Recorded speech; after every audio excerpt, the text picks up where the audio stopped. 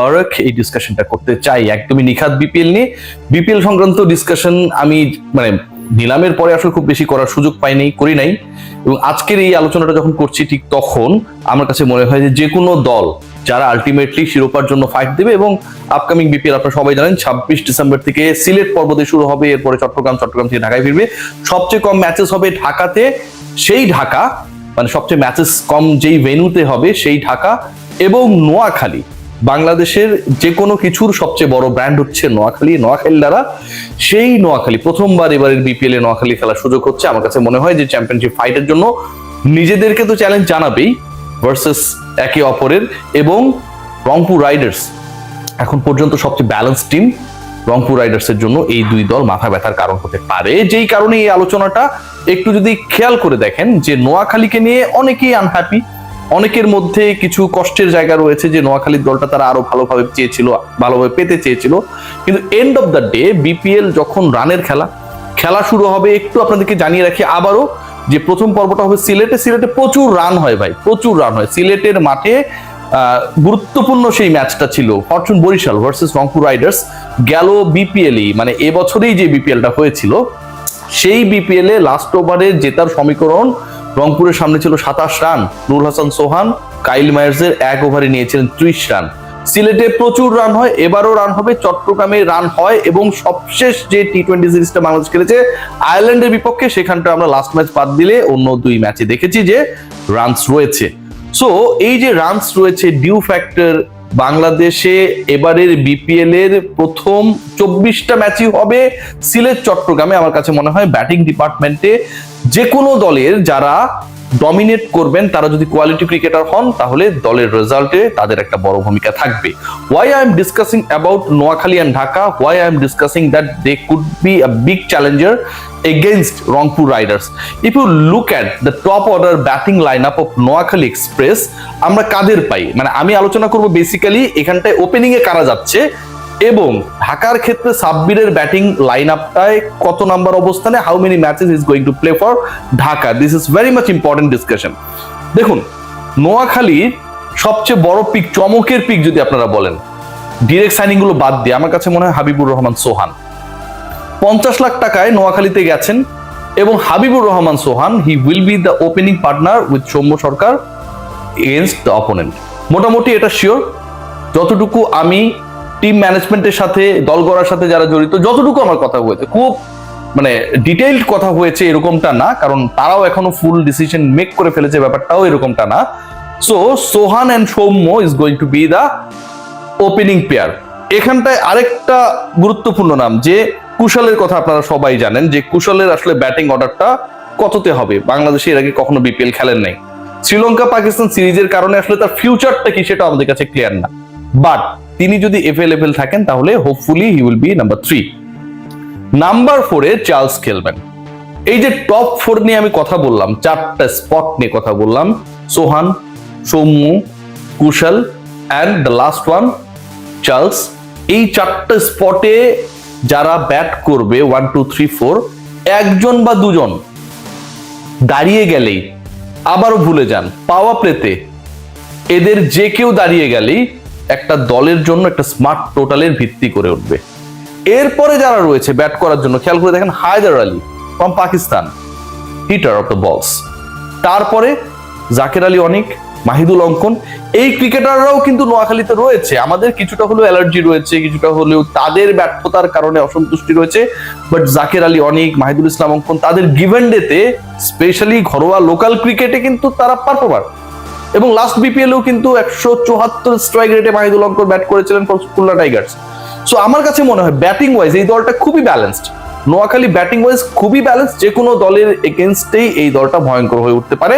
Even যখন slow and low ট্র্যাকেও খেলা হবে, ধরেন এরকম বিধ্বংসী কেউ যদি দাঁড়িয়ে যায়, সেটাও কিন্তু প্রতিপক্ষের জন্য বিশাল চ্যালেঞ্জিং হবে। আমার কাছে মনে হয় Noakhali as a team is too good, এবং ব্যাটিং ডিপার্টমেন্টে যেহেতু মোটামুটি শুরুর 24টা ম্যাচই হবে হচ্ছে ঢাকার বাইরে, চট্টগ্রাম সিলেটে প্রচুর রানস রয়েছে, সেই রানস করার জন্য যেই ধরনের ব্যাটিং লাইন আপ দরকার, they have that batting department.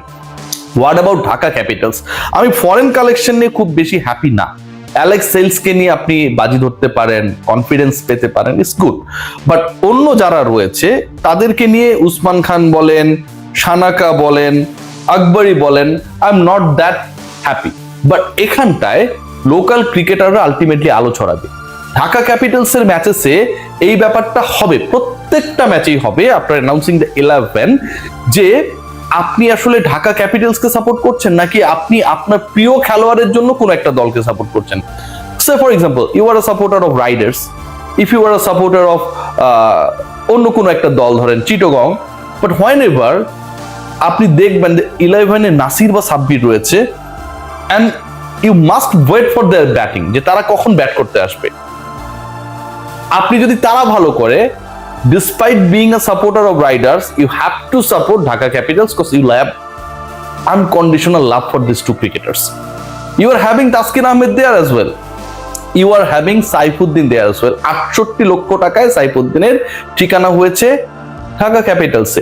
এখন এইবার একটু আলোচনা করি যে আমি ফরেন কালেকশনে নট দ্যাট হ্যাপি, কিন্তু লোকালে যারা রয়েছে খেয়াল করে দেখবেন যে এখানে অনেক বড় নাম নাই। লিটন কুমার দাসের মতো অনেক বড় সুপারস্টার, মুস্তাফিজের মতো অনেক বড় সুপারস্টারের নাম হয়তো এখানটায় নেই, বাট যারা আছে তারা কিন্তু গেম চেঞ্জার। এখানটায় রয়েছেন, আপনারা সবাই জানেন, সাইফ হাসান। সাইফ হাসান কি করতে পারেন, you know all. So Saif Hasan যখন এখানটায় থাকছে এবং বাংলাদেশ ন্যাশনাল টিমের ভাইস ক্যাপ্টেন, এই মুহূর্তে সবচেয়ে কনফিডেন্ট ক্রিকেটার, যেই ক্রিকেটার টপ 4 এর যে কোনো পজিশনে পারফর্ম করতে পারে, সেখানটায় সাইফ হাসান রয়েছে। এরপরে দেখেন তাসকিন আহমেদ, এখন পর্যন্ত ওভারঅল টি20 ক্রিকেটের ইতিহাসে সেকেন্ড বেস্ট বোলিং ফিগারটাই তার, 7 উইকেট নিয়েছিলেন গত বিপিএলে। আন্ডারমাইন করার কোনো সুযোগ নেই। Taskin is a very champion bowler এবং যে কোনো মোমেন্টেই তিনি আসলে ম্যাচের মোড় ঘুরিয়ে দিতে পারেন। খেয়াল করে দেখেন, আমি বোলিং এবং ব্যাটিং মিক্স করে বলছি। শামীম হোসেন পাটোয়ারি, শামীম পাটোয়ারিকে নিয়ে এত আলোচনা, Shamim Patwari, Liton Kumar Das, Gazi Ashraf Hossain Lipu, but end of the day Shamim Hossain Patwari confirm candidate of the world cup.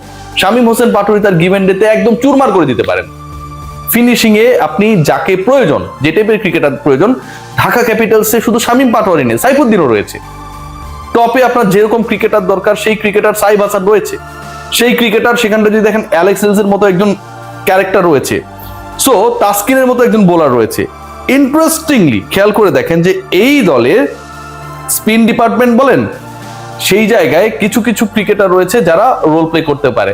Nasir Hossain যদি দলে থাকে ওকেশনাল স্পিনার হিসেবে বা মেইন স্পিনার হিসেবে, নাসির হোসেন এখনো 2025-26 বাস্তবতায় কার্যকর, ডেফিনেটলি কার্যকর। সাব্বির রহমান কোন পজিশনে ব্যাট করবেন, আমার কাছে যেটা মনে হয় যে টপ 5 এর মধ্যেই সাব্বির রহমানকে ব্যাট করানোর কথা বা পরিকল্পনা। বাট স্যাড বাট ট্রু, আমার কাছে এটাও মনে হয় যে সাব্বির এবং নাসির কোনো ম্যাচেই একসাথে 11-এ থাকবে না, এই চান্সেসটাও কম, এই প্রবাবিলিটির জায়গাটাও কম। একটা দলে সাইফুদ্দিন রয়েছেন, সাব্বির রয়েছেন, নাসির রয়েছেন, তাসকিন আহমেদ রয়েছেন, সেই দলে সাইফ হাসান রয়েছেন, শামীম হোসেন পাটোয়ারি রয়েছেন। ঢাকা ক্যাপিটালস, যে যাই বলি না কেন, two good team to fight against any opponent. So আমার কাছে মনে হয় upcoming BPL is going to be very interesting. Riders এর এগেইনস্টে Dhaka Capitals and Noakhali Express, they are very balanced, এবং এই দুই দলের কেউ যদি চ্যাম্পিয়ন হয়ে যায়, ক্যাপিটালস বা এক্সপ্রেস, আমার কাছে মনে হয় অবাক হওয়ার কিছু থাকবে না। তাদের ব্যাটিং ডিপার্টমেন্ট, তাদের ফিনিশিং ডিপার্টমেন্ট, এবং একই সাথে যেহেতু প্রথম 24টা ম্যাচের ভেন্যু সিলেট, চট্টগ্রাম, এবং ওই 24টা ম্যাচই ডিসাইড করবে টপ 4-এ কারা কারা যাবে না, কত পয়েন্ট নিয়ে যাবে না। এখানটা আমার কাছে মনে হয় there is a big possibility for this two teams. Take care, সবাই ভালো থাকবেন।